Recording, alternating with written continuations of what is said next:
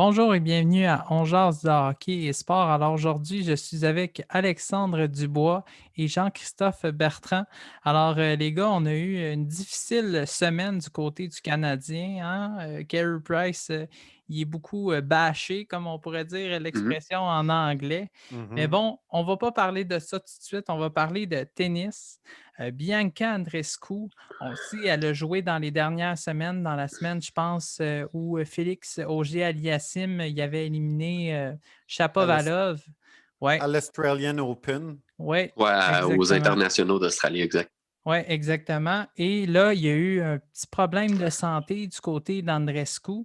Et là, on sait en entrevue, Sylvain Bruno est venu à l'antichambre avec Pierre Houd. C'était fort intéressant. Alors, Jean-Christophe, ma question pour toi, c'est est-ce que tu t'inquiètes du côté de Bianca Andreescu? Parce qu'on sait depuis des années, là, elle a eu des problèmes à la jambe, elle a des problèmes de santé. Est-ce qu'on ne pourrait pas retrouver un certain, je pourrais dire le Canadien masculin, je me souviens plus de son nom, il est souvent blessé. Est-ce que ça pourrait devenir l Milos Raonic. oui, c'est ça, Milos Raonic, merci. Est-ce que ça pourrait être un Milos Raonic, mais féminin? Mais c'est dur à dire. Là, ce que j'entends de la part de Sylvain Bruno, c'est que c'est pas tant une blessure. Ils ont mentionné une blessure au bas du corps, mais beaucoup plus pour se reposer parce qu'on s'entend, la pandémie, c'est difficile pour tout le Ouais, monde, encore plus pour les athlètes, surtout quand tu es tout seul, comme au tennis, tu es enfermé dans ta chambre, c'est assez difficile et c'est difficile mentalement surtout. Et justement, ce qu'il mentionnait, Sylvain Bruno, c'est qu'elle ne pensait pas pouvoir, elle savait pas quand elle allait pouvoir retourner chez elle parce que, bon, les tournois s'enchaînent, tu veux jouer du tennis, surtout quand Andrescu, ça fait longtemps qu'elle n'avait pas joué là, depuis son retour. Je m'inquiète pas de son état de santé actuel. Par contre, elle n'est pas vieille, là, Bianca, et mmh, elle traîne déjà un historique de blessures. Et ça ouais, peut être inquiétant, surtout dans des blessures comme des places comme les genoux, comme l'épaule. Là, à ce niveau-là, ça peut être hypothéqué à long terme. oui. C'est ça qu'il va falloir regarder. De savoir comment bien se préparer, de savoir quel tournoi sauter, parce qu'on sait qu'au tennis, pour monter, il faut que tu défendes tes points. Tu sais, c'est une chose de monter, mais de rester là, c'est ça Ouais, qui est difficile au tennis parce que les points sont à défendre et si tu rates les tournois en raison de blessures ou tout simplement parce que tu ne t'y présentes pas, ben ces points-là, tu perds et tu dégringoles au classement. Donc, c'est là que ça va être difficile pour Bianca Andreescu et de rester en santé quand tu commences à avoir des problèmes de blessures à 20 ans, c'est pas nécessairement de bon augure. Là. non, effectivement. Et toi, Alexandre, qu'est-ce que tu en penses de ça? Ben, je suis un peu d'accord avec Jean-Christophe dans le sens où depuis quelques années, on la voit qui a manqué beaucoup de tournois en raison de problèmes de santé. Ça me fait peur. Sauf que on a vu, puis moi, la comparaison que je peux faire, c'est Raphaël Nadal, qui aurait prédit qu'il serait encore là aujourd'hui. Je pensais que ce gars-là serait plus là à 25 ans, 28 ans. Il est encore là. Fait qu'il faut espérer que Andreescu, qui a du talent, va Oui, pouvoir être capable de se préserver un peu comme Jean-Christophe disait. Puis surtout au tennis, c'est écoute, c'est tellement un sport athlétique qu'il mmh, faut C'est qu'elle fasse difficile sur le oui, corps aussi. Là. oui, faut qu'elle fasse ben oui, attention à elle-même. Mais encore là, c'est puis c'est un autre point, c'est que Bianca est assez jeune. Fait que quand on est plus jeune, tu sais, et comme Bianca l'est, ben, on peut récupérer plus vite. ouais. Ouais. Ouais, exactement, tout à fait. Puis c'est ça qu'on espère pas trop de blessures, hein, parce que, tu Non, parce sais, qu'elle c'est ça a qu'on du talent. souhaite. Oui, Mhm. tout à fait. Et c'est ça qu'on espère énormément, là, parce que, tu sais, on voit Félix Auger-Aliassime, Shapovalov, tu sais, du côté masculin, là, ça va bien, mais ça serait le fun aussi du côté féminin, là, hein. On n'espère pas Oui. juste pour le masculin. Exact. Oui. Alors, on le sait, là, le Canadien, on va parler du Canadien, là, jusqu'ici, qui connaît une période assez difficile avec le congédiement de Claude Julien, l'arrivée de Dominique Ducharme. Là, ça a fait tout un chamboulement, là, ça a changé complètement l'équipe. Et là, le Canadien a perdu 2-1 contre les Jets. Alors, Alexandre, je voulais savoir, qu'est-ce que tu en as pensé de ce match-là? Ah, j'ai rien à reprocher aux Canadiens. Écoute, tout ce qui manquait, c'est de déjouer Connor Hellebuck, mais tu as le meilleur gardien de la Ligue de l'autre bord. Le Canadien a fait ce qu'ils avaient à faire. Et moi, je suis d'avis que dans le sport, comme dans la vie, tu dois bâtir sur les petites choses que tu as bien fait. Puis ça n'allait pas bien pour le Canadien. On te sort une performance comme celle-là contre Winnipeg. C'est plate, on ne l'a pas gagné, mais est-ce qu'on peut bâtir là-dessus pour aller vers de l'avant? Moi, c'est ce que j'espère. Il y a beaucoup de positifs de cette rencontre-là et c'est ce que je retire. Oui, Jean-Christophe aussi, on a vu, depuis que Claude Julien n'est plus là, on a vu aussi qu'il y a eu une belle amélioration aussi du côté défensif. Là, on le sait, on s'en parlait beaucoup dans les semaines dernières, là, mais que la défensive, là, jusqu'ici, c'était important qu'il y ait une performance solide. Alors, je voudrais savoir, qu'est-ce que tu en as pensé de cette défensive-là? La défense chez le Canadien, on la voyait plus grosse qu'elle l'est vraiment en début de saison. Ce qu'il faut se rendre compte, c'est que là, on s'est bâti. J'ai l'impression que Marc Bergevin voyait les séries éliminatoires vraiment gros en début de saison et il est allé chercher des joueurs qui peuvent être physiques parce qu'on le sait, là, en série, c'est du jeu qui est très, très serré, c'est du jeu physique. Et je pense qu'on s'est bâti comme ça du côté du Canadien et que les succès du début de saison, ça c'est peut-être venu effacer la lenteur de certains défenseurs chez le Canadien et aussi le fait que Alexander Romanov il va continuer à apprendre, il va en faire des erreurs. Même chose pour Victor Mété, veut pas, c'est pas vieux, là, ces défenseurs-là. Brad Kulak, il faut pas non plus, il a surpris en début de saison. Là, est-ce qu'il redonne ce que normalement il devrait donner? C'est ça. Là, ce qui va être difficile, c'est que, bon, Dominique Ducharme a mentionné qu'il voulait peut-être se réinventer offensivement. Et souvent, quand tu te réinventes offensivement, c'est ta défense qui en prend un coup parce que tu veux que tes défenseurs soient plus mobiles à l'attaque. Mais un Shea Weber qui revient en défense, un Ben Chirot qui revient en défense, c'est pas nécessairement les plus rapides de l'équipe. Donc, ça va être difficile à ce niveau-là. Mais une fois que le système de jeu, un petit peu, disons-le, j'ai le goût de dire mis à jour de Dominique Ducharme va être implanté.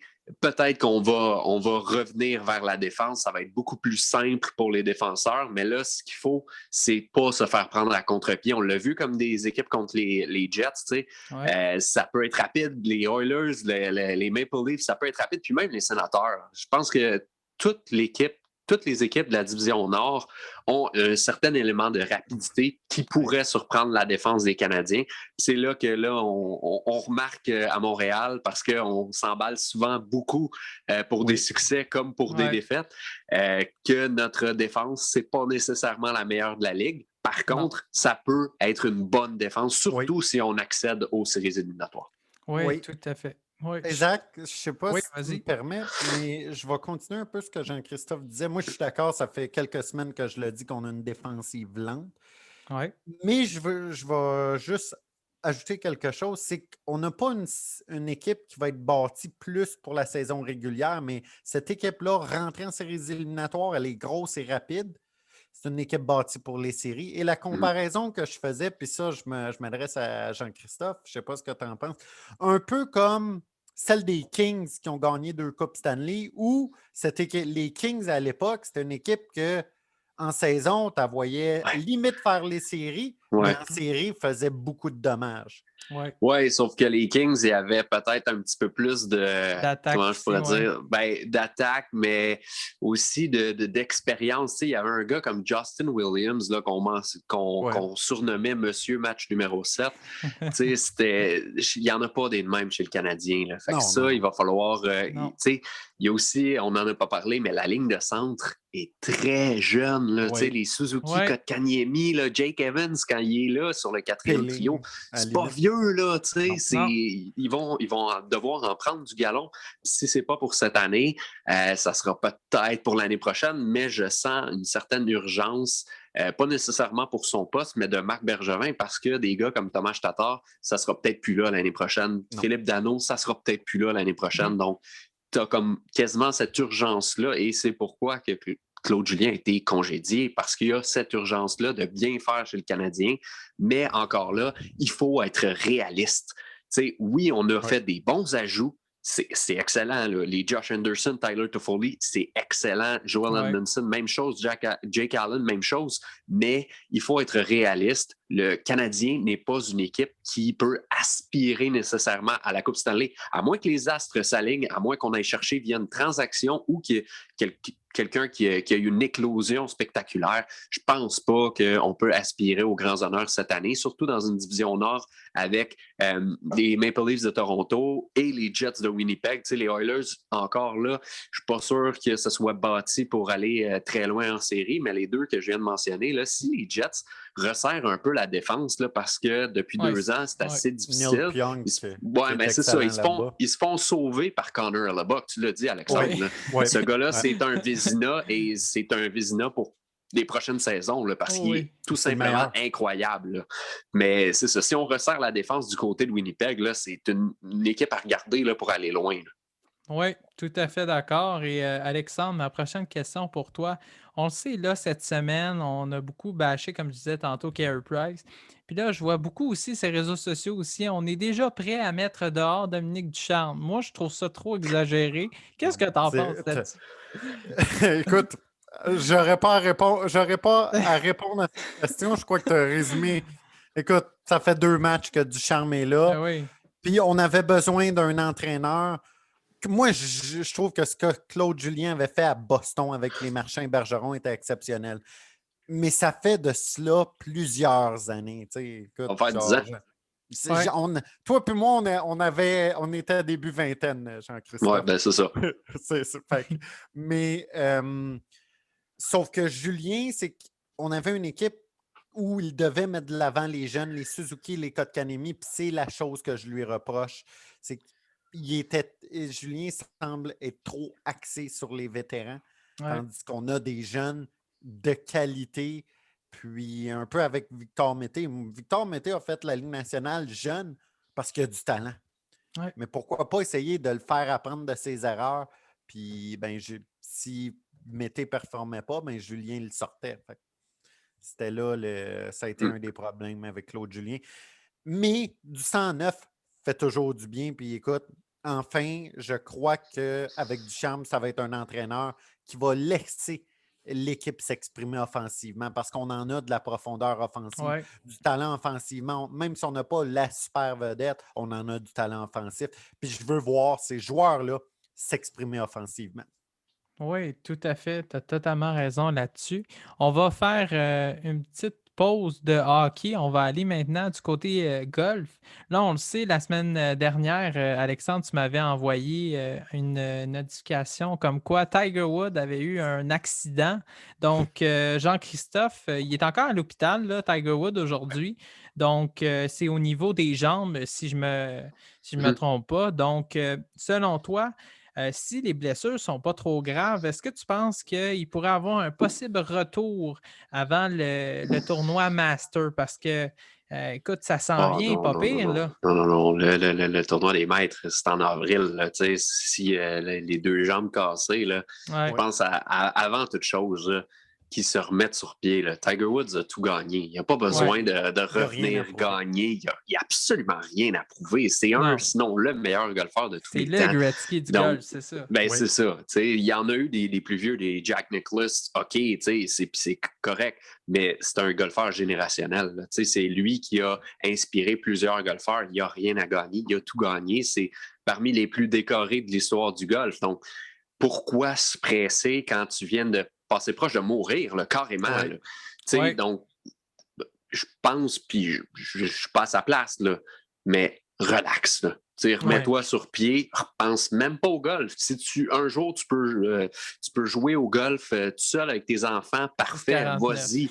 Mais non, mais c'est ça, là, c'est la famille avant tout rendu là. Il y a quand même des enfants, ce gars-là, qui ont passé proche de perdre leur père. Fait que tu peux pas mettre une date. C'est un compétiteur dans l'âme. Ça ne me surprendrait pas qu'ils veulent revenir. C'est normal, OK? Non. Mais presse-toi pas. Là. C'est ça. Là. C'est pas comme si tu étais sur une lancée de tournoi et tu allais devenir le meilleur des temps. Mais non, il l'est déjà. Donc, je pense que niveau santé va être la priorité pour lui. Puis c'est tant mieux. Puis j'ai adoré voir les polos rouges en fin de semaine là, lors de la dernière ronde. C'était le fun. C'était le fun de voir ça parce que ça démontre à quel point Tiger il a marqué une génération, puis même les générations futures. Ouais, oui, vraiment, exact. Oui, il y a un gros impact aussi dans la PGA, ça c'est sûr et certain. Là. Ben, moi, écoute, je suis d'accord avec ce qu'ils viennent de dire. Puis si Tiger a à revenir, ça va être pour l'amour du golf plus qu'autre chose. Puis ça, ces événements-là nous font réfléchir à quelque chose. C'est que, tu sais, on aime le sport. Au Québec, on adore le sport, on adore le hockey. Mais on oublie souvent le facteur humain de ces athlètes-là. Oui, puis ça reste des humains qui ont des émotions comme nous trois, comme tout le monde. Là. Exact. Ouais. Ou Carey Price, hein, on le sait. Là, peut-être en ce moment, il y a une mauvaise passe. On ne sait pas. À la maison, comment les petits vont. C'est on ne le saura pas, nous autres. C'est ça. Exact. C'est ça, c'est facile de juger. On dit Carey Price, il est fini, les articles. Il n'est pas fini. Non, il n'est pas fini. On voit beaucoup l'athlète, on voit les signes de dollars, mais on ne voit pas plus loin que ça. Donc, c'est ça qui est difficile. Oui, tout à fait. Puis c'est ça qui est dommage. Mais bon, nous, on prend conscience de ça. C'est ça qui est le plus important aussi. Puis le monde qui ne l'ont pas, espérons qu'ils vont l'avoir un jour. Hein? Un jour. Alors maintenant, on va revenir dans la Ligue nationale. Là, on le sait, les victorieux Pingouins de Pittsburgh, hier, ils ont perdu 2-0 contre les Islanders de New York. Là, on avait beaucoup de rumeurs, mais là, que ça cassait, l'espèce de transaction Crosby à Montréal. Moi, je n'ai jamais cru à ça. Là. Mais ça. Oui, c'est ça. Non, je veux bien y croire, mais ça n'arrivera pas. Non, ça n'arrivera jamais. Puis moi, je ne le verrais pas quitter genre une autre équipe, mais est-ce qu'on va être obligé de se départir peut-être d'un Malkin ou peut-être d'un Christopher Le Temps? Parce que là, on le sait, l'avenir des Pingouins, Jean-Christophe, mettons, médiocres, comme on peut dire, là, parce que là, les plus beaux jours sont derrière eux. Oui, c'est ça, mais aussi l'avenir. Là, le choix, au repêchage, le prochain, on n'a pas beaucoup de choix. Donc, est-ce qu'on pourrait essayer d'échanger un Malkin et un Le Temps et on garde Crosby? Ben, je ne sais pas si ce que j'ai lu est vrai, mais c'est une des raisons pourquoi Jim Rutherford est parti. C'est parce que lui voulait se départir de grandes vedettes comme Christopher Le Temps. Et on lui a comme mentionné, non, fais pas ça. Fait que là, lui, il s'est dit, tant qu'à ça, tant qu'à me faire dire comment faire ma job, je vais partir. Là, Mais pour moi, oui, ça serait probablement le temps. Si tu veux commencer, pas nécessairement une reconstruction, parce que tu as encore l'un des joueurs les plus talentueux du monde en Sidney Crosby. C'est peut-être plus le meilleur joueur au monde, mais c'est un des joueurs les plus talentueux, un des joueurs les plus acharnés au travail. Tu dois te départir de gars comme Malkin, peut-être. Il faut que tu regardes qu'est-ce que tu as sous la main et quelle valeur que ça a. Parce que d'échanger, disons, un Christopher Le Temps, si ça t'amène pas nécessairement grand-chose, parce que Christopher, c'est un excellent défenseur, c'est un futur membre du Temple de la Renommée, mais si ça t'amène moins qu'un Evgeny Malkin, n'échange pas Christopher Le Temps. Échange Malkin. Et c'est beaucoup plus simple, je trouve, de remplacer un attaquant. Parce qu'un gars comme Chris Le Temps, qui est encore un défenseur qui appartient à l'élite de la Ligue nationale, c'est difficile d'en trouver d'autres. On l'a vu à Montréal. Là, c'est tough d'en trouver des défenseurs droitiers. Nous autres, on en a 2 à Montréal, on est chanceux. Mais des défenseurs droitiers de la Ligue nationale, élite, il n'y en a pas beaucoup. Est-ce que ça y ajoute une valeur? Oui, mais là, il faut peser le pour et le contre parce que c'est tough. Oui, vas-y, Alex. J'allais dire, c'est un peu peut-être ça avec Le Point, c'est que Le Temps, c'est un gars souvent blessé. Tu sais.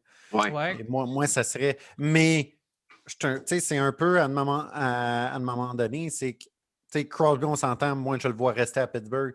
Non, ça va il va finir sa carrière là-bas.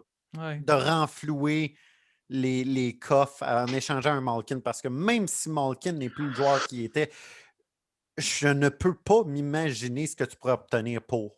C'est un peu comme Michael. Ces joueurs-là, tu peux tellement renflouer tes coffres pour l'avenir, présent et futur, avec un échange. Tu regardes, ce qui est difficile, c'est au niveau du plafond salarial. Cette année, c'est ça le plus dur, c'est que avec le plafond salarial qui ne bougera pas dans les prochaines saisons en raison de la COVID, là, ça devient un petit peu plus dur. Par contre, si tu trouves un partenaire de danse qui a plusieurs choix au repêchage, qui a des espoirs de premier plan, je dis ça de même, là, les Kings, mettons. Si tu regardes les Kings, des Quinton Byfield, des gars qui pourraient peut-être... Alex Turcotte, exactement, qui pourrait peut-être venir donner un punch à cette équipe-là qui est les Penguins de Pittsburgh. T'sais, il va falloir faire de quoi. Là. Ouais. Ils n'ont pas le choix. Là. Ils sont à la croisée des chemins parce que s'ils continuent comme ça, la journée que Malkin, Le Temps et Crosby vont quitter cette équipe-là, ça va être pathétique pendant longtemps. Oui, c'est les futurs Coyotes peut-être. Ben là, les Coyotes sont bons. La comparaison est assez drôle. Les centres de Buffalo, là, regarde, là, c'est pathétique encore aujourd'hui. Là. Ils sont quand même allés chercher Taylor Hall, ils ont Jack Eichel, mais au mois de février, là, Hall, Eichel puis Skinner, là, c'est aucun but, puis les trois valent 27 millions. Ah oui, Skinner. C'est quand même assez difficile. Oui. Puis en parlant pathétique. Tu veux pas te rendre là. Oui, puis en parlant pathétique aussi, comme tu disais tantôt, on pensait que quand Zdeno Chara puis Krug allaient partir, ben là, on disait, ben là, les Bruins de Boston, ça va être... Écoute, ils vont être finis, là, la défensive va être mauvaise. Puis, heureusement, on regarde, en 19 matchs, ils ont 12 victoires, 5 défaites, 2 défaites en prolongation. Ils sont deuxièmes dans l'Est. Alors, Alexandre, toi, qu'est-ce que tu en penses de la performance des Bruins de Boston jusqu'ici? Moi, c'est... Puis on le savait, c'est peut-être pour ça qu'ils ont laissé partir Krug. Ouais. Mais quand tu regardes cette défensive-là, j'ai un nom. C'est McAvoy. Écoute, quel défenseur. Quel défenseur. T'sais, et si tu regardes le passé des Bruins, je me dis, l'année où cette équipe-là avait eu 3 choix de première ronde back-à-back collés, qu'est-ce que ça aurait été s'il avait fait? Cette équipe-là avait frappé sur les 3. Puis on avait eu, c'était Jake DeBrusk qui faisait partie de ces 3-là. Mais sinon, on aurait pu avoir, mettons, Matt Barzal qui est sorti juste après. Puis il y en a une couple. Cette équipe-là aurait pu être encore en haut. Mais ça devient un peu à dire. Quand tu as à Pittsburgh, tu as Crosby, Malkin, Le Temps, tu sais que tu peux encore gagner. Avec cette équipe-là, j'ai perdu le fil. Juste me rappeler de l'équipe les Bruins.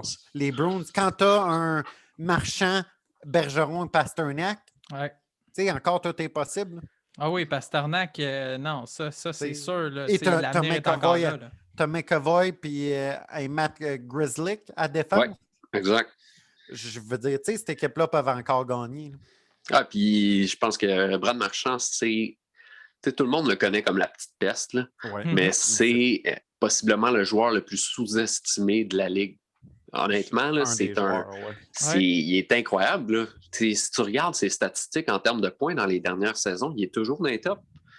C'est pas pour rien. Là. C'est un excellent joueur de hockey. Puis quand tu joues avec une excellente tête de hockey comme Patrice Bergeron, puis après ça, tu as David Pasternak qui est comme le futur Ovechkin. Honnêtement, peux-tu vraiment te dire que tu vas être mauvais? Mais moi, je les voyais comme mauvais. Honnêtement, les Bruins, je les voyais vraiment mauvais. Puis ils m'ont fait mentir. Puis c'est correct parce que cette équipe-là, comme tu as dit, Alex, des Charlie McAvoy, des Matt Grzelcyk, même Jérémy Lauzon, québécois, qui avait bien fait. Il fait bien cette année. Là, il s'est blessé, mais sinon, honnêtement, c'est excellent. Puis il y a encore le bon vieux David Krejci qui fait de la bonne job. Là, ils ont quand même, ils sont surprenants, les Bruins. Ils trouvent toujours une façon de gagner. Puis chapeau au premier trio. Puis on ne parle même pas des gardiens parce qu'ils ont 2 bons gardiens. Par contre, les gardiens, ils n'ont pas tout cassé cette année. Là, tout correct. Puis Yaroslav Halak a été solide. Depuis le début de la saison, là, il a été très, très, très, très, très solide. Il y a eu une mauvaise performance, mais sinon, outre ça, c'est excellent comme gardien de but, Yaroslav Halak. C'est un peu le Jake Allen. C'est juste que... Exact. Si on compare tout Rask à Carey Price, Rask a mieux fait que Price, mais sinon, ça pourrait être semblable comme tandem de gardiens. Les deux n'ont pas de coupe, mais écoute, puis je vais rajouter quelque chose, Jean-Christophe, dis-moi si tu es d'accord. Puis Rask et Halak, comparativement à Price et Allen, n'ont pas besoin d'être phénoménal pour permettre de gagner parce qu'on sait on parlait de toute la puissance des Bruins, que moi aussi, d'ailleurs, je mettais probablement hors des séries, mais ces gardiens-là sont déjà bons. Ils n'ont pas besoin d'être à une coche en haut. Comparativement à Price et Allen, ben, si Price et Allen ne sont pas top, on ne gagnera pas. En début de saison, c'était pas ça parce qu'on était capable de marquer 4, 5, 6 buts par match. Mais c'est ça les Bruins. Tu as des gardiens, tu as une défense qui est correcte dans le sens où c'est pas la meilleure défense de la Ligue nationale, c'est une bonne défense, mais au niveau des gardiens de but, ils n'ont pas besoin de ça surpasser, tu l'as dit. Puis, je pense qu'il y a un facteur aussi, ils connaissent leur rôle. Ils savent que Rask ne jouera pas tous les matchs. Ils savent, puis il y a de l'air d'avoir moins de pression à Boston qu'il y en a à Montréal. Parce que là, Price connaît 2-3 mauvais départs, puis on doit l'échanger, il est fini. Si Rask connaît des mauvais départs, comme c'est le cas, Rask il a des moins bonnes statistiques qu'Halak. Par contre, à Boston, ils savent que c'est Rask le premier gardien de but, puis ils savent que Jaroslav Halak va venir une fois de temps en temps, surtout dans un calendrier comme condensé comme en ce moment. Ils savent que ça va fonctionner. C'est peut-être ça qu'il faudrait réaliser à Montréal, c'est qu'on est tellement passionnés, puis on est tellement... c'est plate, là, bipolaire, là. C'est que il faut se rendre compte que une série là, de défaites ou une mauvaise série... Ça arrive à tout le monde, c'est ça. Exact. Puis Carey Price, c'est ça. C'est des mauvais départs, là. C'est Carey Price. C'est synonyme en ce moment. Dans les dernières années, c'est ça, là. Mais Zach, ce que Jean-Christophe disait, ça revient un peu à ce qu'on disait, c'est que ça arrive à tout le monde. Ces gars-là, c'est des êtres humains. Ben oui. On oublie ici à Montréal le facteur humain. Comme... Puis le meilleur exemple que je pourrais donner à Montréal, c'est Drouin. Moi, Drouin, cette année, je trouve qu'il est dans sa bonne chaise avec des joueurs qui le complètent à merveille. Mais les années d'avant, c'est parce qu'il essayait trop d'aller chercher le but. On avait l'impression qu'il essayait trop. Cette année, tu as un joueur qui va être devant le filet à Anderson puis qui est gros. Tu as un autre gars qui peut créer de l'espace en Nick Suzuki, puis tu as Drouin qui est un excellent passeur, qui a le potentiel d'être un excellent passeur. On le voit. Moi, j'ai l'impression que Drouin joue avec moins de pression cette année, puis c'est ce qui fait qu'il performe plus. Il y a le facteur québécois aussi, par exemple, pour Drouin. C'est ça qui est plate, hein? Parce que Drouin, là, son nom, c'est Ty Smith. Là. On le bâche pas plus que ça. Là. Non. Jake Genzel, genre. Ouais, c'est ça. Mettons, là, parce que Drouin, là où le bas blesse, puis là, on le sait toujours, c'est au niveau de la défense. Drouin, en repli défensif, c'est pas nécessairement le meilleur, mais il n'est pas là pour ça. Mais parce qu'il s'appelle Jonathan Drouin, encore une fois, nos fans de Montréal, puis même les médias, honnêtement, je m'inclus là-dedans, même les médias, on a tendance à être plus dur envers Jonathan Drouin parce qu'on s'attend à beaucoup des Québécois. Mais c'est pas nécessairement juste. Mais il faut le dire, le Drouin, cette année, c'est possiblement, il est en voie de connaître sa meilleure saison au niveau des points. Puis j'y souhaite, honnêtement, si Josh Anderson continue de manquer des matchs, puis que Tyler Toffoli, Drouin est capable de l'alimenter, Toffoli, tant mieux. Là. Puis moi, Drouin, s'il a un but aux 10 matchs, c'est pas grave. Là. Non. Il n'est pas nécessairement là pour marquer des buts. Il est là pour faire créer des jeux. Exact. Moi, je l'avais dit, Drouin, je m'attends sur une saison de 82 matchs, entre 50 et 60 passes, puis s'il va chercher le 20 buts, je vais être content. Mais c'est entre 50 et 60 passes de la part de Jonathan Drouin que je m'attends par année. Par exemple, il va falloir qu'il y ait les alliés pour ça, parce que 50, 60 passes, 20 buts, c'est 70 points, c'est tough là, pour... Oui, mais moi, je le vois avec le potentiel, le plafond que ce gars-là peut atteindre. Ouais. C'est un joueur... Ça pourrait être un joueur d'exception. Oui, Et aussi, on va parler d'un autre sujet qui est vraiment intéressant, c'est du côté des filles, le hockey féminin. On le sait, on a commencé à avoir des bandes annonces à la télévision qui parlent justement de ce nouveau mouvement-là. On invite Mhm. aussi les joueurs de la Ligue nationale à continuer à encourager ce phénomène-là parce qu'on le sait, il y a eu beaucoup de préjugés ces dernières Oui. années parce qu'on n'était pas d'accord avec ce mouvement-là.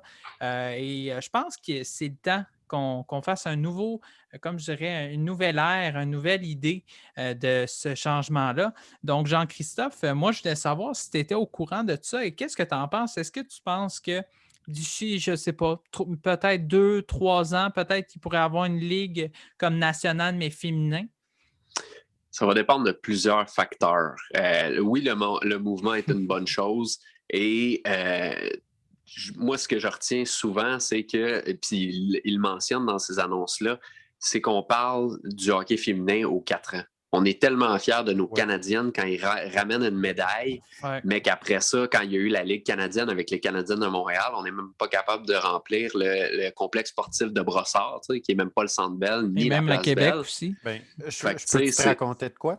Oui, vas-y. Par rapport à ça, j'avais été voir une partie de la Ligue américaine à Laval. Ouais. Et dans la 3e glace, tu avais les filles. Puis moi, ça m'était marqué parce que ce soir-là, ce jour-là, j'ai vu Larry Knight passer de bord en bord de la glace et de la mettre dedans.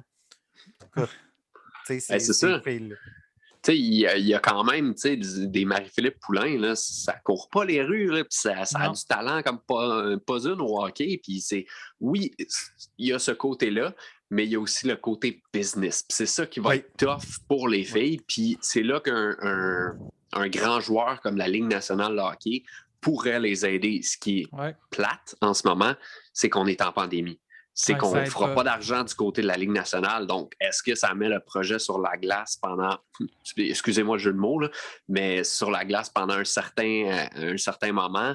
Il y a des bonnes chances que oui, parce que c'est plate, puis c'est une cause naturelle, c'est vraiment plate à dire, mais je pense pas qu'on va se mettre à sortir les sous pour créer une Ligue nationale ou un partenariat avec une grosse ligue pour faire du hockey féminin, et c'est dommage parce que il y en a du talent, on le sait, au Canada et même aux États-Unis, il y a énormément de talent au hockey, que ce soit chez les femmes que chez les hommes, mais encore plus chez les femmes, honnêtement. Tu le vois, là, les nations qui dominent, là, c'est le Canada, les États-Unis, des fois la Finlande, qui est là une fois de temps en temps, mais sinon, ces deux-là, là, ça donne du haut calibre de hockey, puis ça devrait être plus vu si justement on veut encore plus encourager et encore plus développer des filles, comme dans le Midget 3, il n'y a pas longtemps, il y a eu F. Gascon. Là.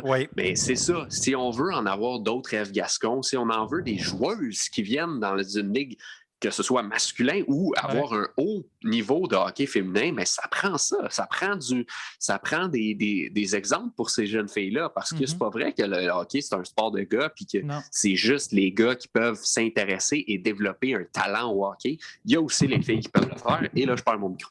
Oui, j'étais trop en feu.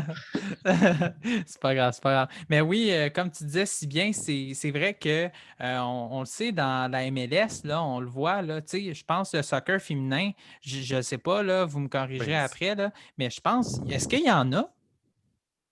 Comme une ligue de la MLS? Souvent, on les voit, les compétitions internationales féminines. C'est un peu le même principe. C'est ça le problème. Mais c'est qu'on met plus d'emphase le soccer féminin, je trouve, à RDS ou sur toutes les grosses chaînes, que le hockey féminin. Puis moi, comme je t'ai dit, je suis un des premiers qui l'a dit ouvertement. Puis j'ai dit, écoute, moi, j'y crois. On a une façon de faire au basketball, on pourrait faire la même affaire au hockey, mais le point... Un excellent point, là. C'est le côté business, puis présentement, on est en pandémie. Sauf que, écoute... Il y a une chose aussi, là, tu parles du basket, puis ce qui est important au basket, puis une des raisons pourquoi ça fonctionne, puis une des raisons peut-être pourquoi ça fonctionne moins au hockey en ce moment, c'est que... moins cher, sûrement, Non, même pas. Okay. C'est que la WNBA et la NBA ne jouent pas en même temps. Dans le fond, c'est des saisons qui se chevauchent. Donc, tu vas avoir la WNBA qui, peut-être que je me trompe, mais majoritairement, c'est l'été.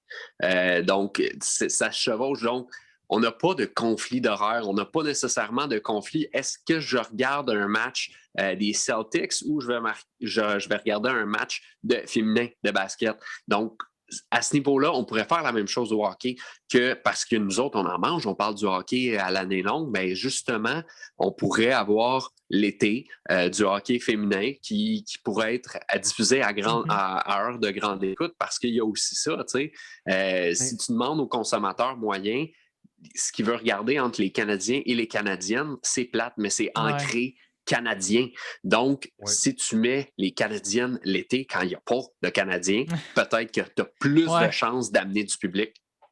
Mais là, c'est le problème, c'est que du hockey l'été, tu sais, un peu... Ben, on l'a vu avec la bulle. On l'a vu avec la bulle. Ça marchait avec la bulle, oui. C'est pas nécessairement les codes d'écoute en plein hiver, mais s'il est pour avoir plus de codes d'écoute l'été qu'en plein hiver, quand ça passe troisième, t'as pas le choix, il faut que tu choisisses tes combats. Ouais, RDS le fait. RDS, TVA Sport, il le ferait tout. Oui, ça, c'est sûr. Puis peut-être aussi encourager, je ne sais pas, si tu achètes un billet du Canadien, comme on faisait si bien, il faisait, avec le je Rocket pense de Laval. Oui, ben c'est ça. Si tu achètes un billet, ben, tu peux recevoir aussi un billet des femmes parce que je pense aussi qu'il faudrait commencer à petite échelle et non commencer trop gros. Là. Je pense que c'était bien fait aussi, oui. Oui, ben c'est exact. Oui. Mais mettre de l'avant les femmes, c'est ce qu'il faut. Puis, moi, personnellement, ce que je pense, c'est que ça va prendre que les femmes s'impliquent, mais ça va prendre également qu'il y ait des hommes qui disent moi, je crois à ce produit-là. C'est sûr. Oui, c'est sûr. Et là, on va revenir aussi dans la Ligue nationale. Là, j'ai 3 questions qui sont assez, je dirais, sketch, là. Mais alors, ma première, c'est est-ce que Marc Bergevin, si jamais le Canadien de Montréal ne fait pas les séries, est-ce que ça coûterait le poste de Marc Bergevin? La deuxième question, c'est est-ce que si jamais on sait que Dominique Ducharme, ça ne marche pas, est-ce qu'on va chercher un autre entraîneur? Puis la troisième question, c'est est-ce que vous croyez avec l'arrivée de Patrick Roy, parce que là, on le sait qu'il y a plein de rumeurs qui disent que Patrick Roy pourrait revenir à Montréal peut-être. Alors, qu'est-ce que vous en pensez de ça? Ben, je vais y aller avec est-ce que ça peut coûter le poste de Marc Bergevin? Je ne crois pas, personnellement. Oui, je sais, oui, il y a de la pression, mais Marc Bergevin, c'est plate à dire, là, mais il y avait un plan, puis ce plan-là n'est pas nécessairement terminé. C'est ingrat le métier de directeur général et d'entraîneur-chef parce que ce qui est plate, c'est que si ça coûte la job à Marc Bergevin puis qu'on gagne la Coupe dans 2 ans, c'est pas le nouveau directeur général qui va avoir fait tout ça. C'est Marc Bergevin. C'est ça qui est ingrat. Puis c'est une des raisons pourquoi je pense que son poste n'est pas nécessairement en jeu maintenant. Si dans les 2 prochaines années, là, ça commence à être difficile, puis on est obligé de faire une autre reconstruction ou un reset, comme il mentionnait. Là, peut-être que là, on va s'enlever de Marc Bergevin. Pour répondre à ta deuxième question sur Dominique Ducharme, je pense qu'il va avoir toute la corde pour réussir. Si ça ne réussit pas, personnellement, je ne connais pas vraiment Patrick Roy, mais j'essaierais de donner la chance à un autre jeune comme Dominique Ducharme. Tu sais, des Pascal Vincent, que ça fait longtemps qu'il est avec le Moose du Manitoba, Benoît Groulx, André Tourigny, tu sais, des gars qui sont des vedettes montantes québécoises qui savent travailler avec les jeunes. Exact, c'est pas mal leur temps. Tu sais, Roy, il sait travailler aussi avec les jeunes, on s'entend, il y a les remparts. Mais. Il n'a pas aimé son expérience aussi à Colorado, je pense. Donc, c'est ça. Je sais pas, je sais pas s'il quitterait encore les remparts, même si c'est le Canadien. C'est sûr que s'il y a l'appel du Canadien, c'est dur de dire non. Mais moi, de voir justement un Pascal Vincent, c'est ça, les Benoît Groulx, les André Tourigny, les quittes à, honnêtement, de revoir, moi, j'adorerais ça, Joël Bouchard ou Bartley. Tu sais, Bob Hartley, c'est un vieux de la vieille, puis c'est correct, mais juste pour les citations, j'aimerais voir un Bob Hartley, mais sinon, honnêtement, faites monter les jeunes, puis ça va être bien bon comme ça, là, des coachs de carrière comme ça. Ça court pas les rues, puis ça serait le fun que le Canadien les développe. Oui, Joël Bouchard, ça dépend parce qu'il avait dit qu'il n'était pas intéressé à venir, mais quoique si jamais il change d'avis, pourquoi pas? Sauf que si on change Bouchard, ben, tu dis qui on va mettre parce que à Laval, là, je sais que je pense que c'était Sylvain qui était avant. Sylvain Lefebvre. Oui, c'est ça. Sylvain Lefebvre avant Joël Bouchard. Donc, moi, je pense que Dominique, je pense que Joël serait mieux à Laval présentement. Oui. Là, on sait Alex Burrows qui est allé avec le Canadien maintenant. Là. Je suis très content pour lui, mais non, je ne sais pas si Joël il serait intéressé, quoique si jamais il l'est, ben, tant mieux. Sinon, on verra. Ça, c'en est un autre qui est excellent avec les jeunes. Là. Ah, oui. Ben, ce qu'il a fait avec l'Armada, puis ça, je peux vous le dire, c'était quelque chose parce que c'était souvent pas les meilleures défensives, mais si cette équipe-là se rendait où elle se rendait, l'Armada de Blainville-Boisbriand, le coach avait beaucoup à voir. Oui, ça, je pense par expérience. Oui, tout à fait. Puis aussi, dans les réseaux sociaux, on n'a pas juste bâché, comme je pourrais dire, Carey Price et aussi... on a bâché aussi Stéphane Waite. Ça m'a étonné. Il y a plus ou moins des gens, je dirais des journalistes qui l'ont fait, mais il y a beaucoup de partisans qui ont beaucoup blâmé Stéphane Waite. Donc, excellent coach des gardiens, à mon avis. Oui, c'est ça. Moi, je ne comprends pas pourquoi on le blâme. Tu sais, c'est sûr qu'en ce moment, c'est difficile pour Carey Price. Mais, par exemple, on va se dire, si jamais Carey Price ne se rétablit pas jusqu'à la fin de la saison, et là, l'année d'après, il y a une année médiocre encore, est-ce qu'on va se remettre en question sur le travail de Stéphane Waite peut-être? Alexandre, qu'est-ce que tu en penses là-dessus? En fait, c'est que le coach ne peut pas gauler pour Price. Non, c'est ça, c'est pas lui qui joue sa glace. Oui, c'est ça. Non. Puis Waite a été excellent. Il était à Chicago avant, si je ne m'abuse. Oui. Avec Niemi Bergevin, d'ailleurs. Niemi et Crawford. Oui, avec Niemi et Crawford qui étaient des bons gardiens sans plus. Oui. Puis ça, c'est mon avis pour Waite. Il ne peut pas faire le travail de Price, mais Price, j'ai l'impression que c'est entre les deux oreilles. Ben oui. Maintenant, si tu me permets, moi, les 3 questions que tu as posées m'intéressent. Oui, vas-y. Pour ce qui est de Marc Bergevin, où je vais y aller à l'inverse. Pour ce qui est de Patrick Roy, c'est que Roy au Colorado, si je me souviens bien, voulait et être DG et être coach, puis t'en vois moins dans la Ligue nationale comme ça. Oui, ça, c'est vrai. Roy, j'ai l'impression que l'ego est trop gros. Oui, il voit trop gros, oui. Je dis non. Après ça, pour ce qui est du coach présentement, il faut y laisser la chance. Mais oui, il y a juste 2 parties, comme tu disais si bien tantôt, oui. Fait que ça, moi on va y laisser de voir le reste de la saison, mais à date, j'aime ce que j'ai vu. Donc, je crois que c'est un coach approprié pour l'équipe qu'on a sur la glace. Puis, tu sais, le coach ne peut pas aller jouer pour les joueurs. Ça, je le répéterai, puis je le répéterai à chaque fois parce que c'est vrai. Et pour ce qui est de Bergevin, malheureusement, moi, je crois que oui. Mais je ne veux pas parce que c'est un excellent DG qui sait où on a des problèmes puis quoi régler. Il sait. Mais à un moment donné, c'est que la patience va avoir ses limites, surtout des fans. Puis j'ai l'impression que Jeff Molson, malheureusement, va peut-être finir par écouter les fans. Mais ce qui me rassure, c'est qu'on a la chimie entre Molson et Bergevin. Tu sais, on a l'impression que Bergevin, c'est le gars de Jeff Molson. Fait que c'est pour ça. Mais j'ai peur qu'on mette Bergevin d'or parce qu'on ne s'en rend pas compte, là, mais on a un excellent directeur général. Oui, puis aussi, il n'y a pas juste, tu sais, on blâme beaucoup Marc Bergevin, là, mais il n'y a pas juste lui autour aussi. Tu sais, il y a plusieurs personnes qui conseillent là aussi. Là. Il met les joueurs sur la glace, fait que c'est aux joueurs à performer, puis c'est à ceux qui l'entourent d'encadrer les joueurs. Là. Lui, il va aller chercher les joueurs. Moi, c'est un peu comme Billy Bean avec le Moneyball. Genre, sa job, c'est de mettre l'équipe sur le terrain.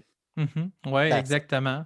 Puis Jean-Christophe, pour revenir à Stéphane Waite, qu'est-ce que tu en penses de ça? On sait que là, Jake Allen, ça va super bien, mais du côté Carey Price, si jamais ça ne va pas, est-ce qu'on remettrait son jeu en question? Ben, ses théories en question. Ouais.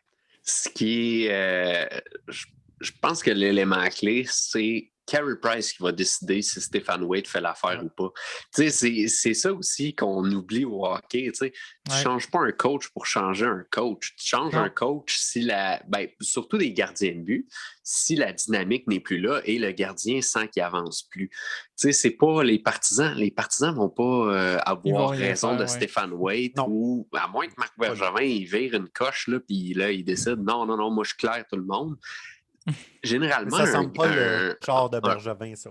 Mais non, puis généralement, un entraîneur-chef, pas un entraîneur-chef, un entraîneur des gardiens de but, la longévité est quand même grande. Souvent, là, tout le monde va se faire éclairer, sauf l'entraîneur des gardiens de but, parce que c'est souvent le gardien de but qui a la mainmise sur... Ouais, exact. Puis ça va être à Price de décider si à un moment donné, ça ne fait plus l'affaire Stéphane Waite, là, il va partir. Parfait. Je pense que ça risque de s'arrêter. Oui. Moi aussi, je pense ça parce que, écoute, c'est rare, comme tu disais si bien qu'on voit des joueurs qui. C'est juste Carey Price, c'est lui, là. C'est plus Suzuki, il n'y a pas rapport là, avec Stéphane. Non, c'est ça. Oui, puis en parlant de gardien aussi, on va en revenir. Là, on le sait, les Sénateurs affrontent ce soir le Canadien. Donc, on met qui dans le filet? Est-ce qu'on met Price ou Allen? Alexandre, on commence avec toi. Je crois que j'irai avec Price parce que, puis là encore, là, c'est au niveau où ces équipes-là sont, c'est toutes des bonnes équipes. Ottawa, même si c'est une équipe jeune, c'est pas une mauvaise équipe, là, les Sénateurs. Ils l'ont prouvé, surtout contre le Canadien ces derniers temps. Donc, moi, mais en étant sur papier une équipe plus faible, ça pourrait peut-être donner confiance à Carey Price. Mais encore là, c'est un couteau à deux tranchants. Si Price ne performe pas comme une équipe qu'on juge plus faible, ça va bâcher encore plus cette semaine. Ça va y rentrer dans la tête. Mais s'il offre une performance correcte, que le Canadien gagne, ça peut remotiver le goaler. Moi, j'irai avec Price. Mais encore là, je crois que tu y vas. C'est un peu comme les lanceurs en série. Tu vas avec le gars qui va te donner la meilleure chance de gagner. Oui, tout à fait. Puis là, on sait, Jean-Christophe, là, Jake Allen, jusqu'ici, là, on ne va pas se le cacher, là, il est solide, là, Jake Allen. Donc, selon toi, si jamais Carey Price, là, je ne veux pas dire qu'on va perdre ce soir exactement, là, mais si jamais, mettons, comme si Alexandre disait si bien, si on choisit Carey Price, si jamais ça va mal, est-ce que là, on dit, bon, ben OK, on laisse pour de bon un bon 3 ou 4 games à Jake Allen. Donc, qu'est-ce que tu en penses de ça? La seule raison pour qu'on ferait ça, c'est parce que Price le demande, puis il demande à se reposer. C'est la seule raison pourquoi je verrais Jake Allen 3-4 matchs de suite. Parce qu'on le sait que c'est Carey Price le numéro 1. Non seulement on sait ça, mais c'est la saison cette année. Tu ne peux pas te permettre d'avoir juste un gardien de but. C'est tout simplement ça. Là. C'est plate là, que Price la chaîne à débarquer, là, mais tu ne peux pas mettre un Jake Allen 10 matchs de suite. Ça ne se fait tout simplement pas. Tu vas le brûler. Donc, tu sais, on s'entend qu'il n'y a personne qui va mettre Carey Price dans un gradin ou whatever. Là, c'est juste, tu vas avec Price. Price va retrouver ses repères, va retrouver sa confiance. Puis si jamais là, tu veux vraiment lui donner une claque ou un boost, justement, tu le laisses un peu en retrait, travailler avec Stéphane Waite, retrouver ses repères dans les entraînements, tu le laisses avec Waite pour peut-être une semaine, là, qui manque 2-3 matchs, mais tu lui dis, puis si lui est d'accord avec ça, pour qu'il retrouve ses repères, mais tu ne donneras jamais le filet tout le temps à Allen, même si c'est lui qui va te donner plus de chances de gagner pour l'instant. Il va les retrouver, ses repères. Il y a trop de talent, Carey Price. Là, c'est pas... c'est un gardien qui est souvent très économe sur son corps aussi. C'est pas le gardien qui est toujours blessé à un genou où il y a eu une blessure à un genou. Oui, OK, mais les hanches, les laines, puis tout ça, c'est correct. Là, regarde, c'est quelqu'un qui prend soin de lui. Puis, d'après moi, si au pire, tu lui donnes 2-3 jours avec. Tu dis à Jake Allen, c'est correct, là. Mardi, tu as ce soir, tu as jeudi, c'est correct. Carey revient samedi. On t'a donné une petite semaine de congé, là, c'est bien parfait. Mais encore là, je pense que Carey Price est trop un compétiteur pour dire ouais, j'aurais besoin de 3 jours de pratique. Ouais, ben c'est lui, ça. il veut gagner. C'est ça. Puis, c'est ça qui va arriver.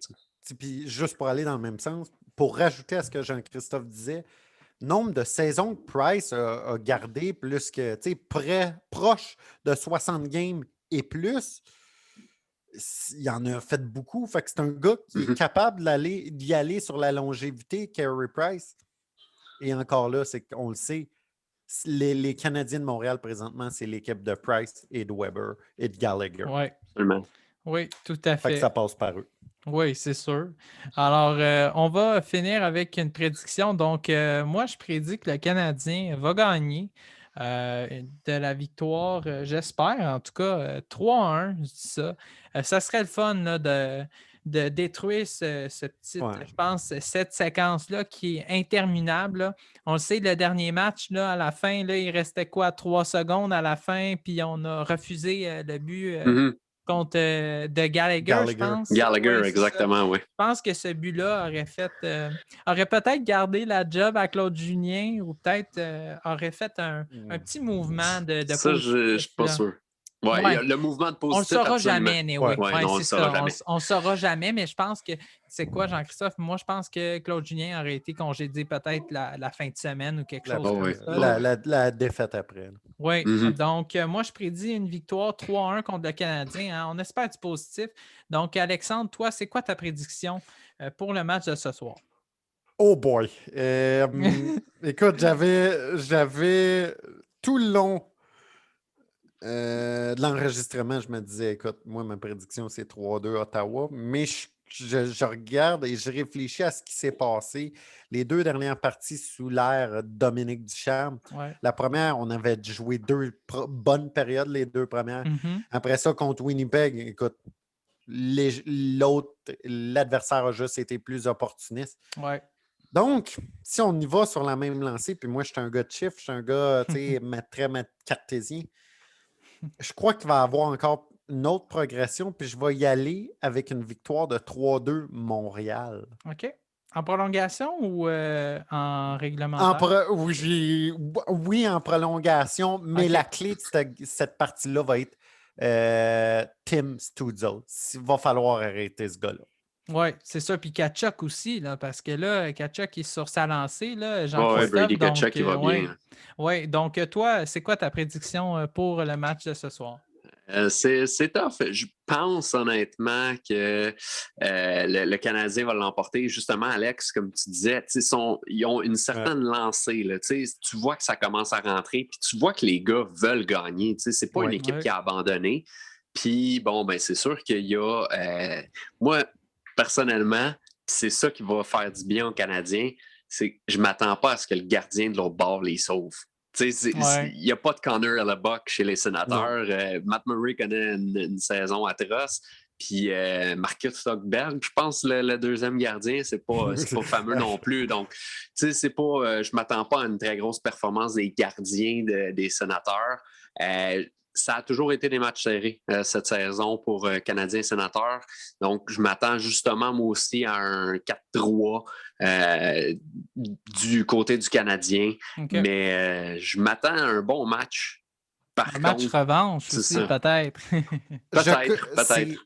Juste pour l'information, le deuxième gardien présentement... Joey Daccord. Joey Daccord! Oui, Joey Daccord. Il est bien d'accord, lui. Oui, c'est vrai. Mais... Ben, c'est ça. Ça je pense que ça n'en dit tout. Parfait. Donc, on va voir qu'est-ce qui va se passer. Alors, merci beaucoup, Alexandre Dubois, Jean-Christophe Bertrand.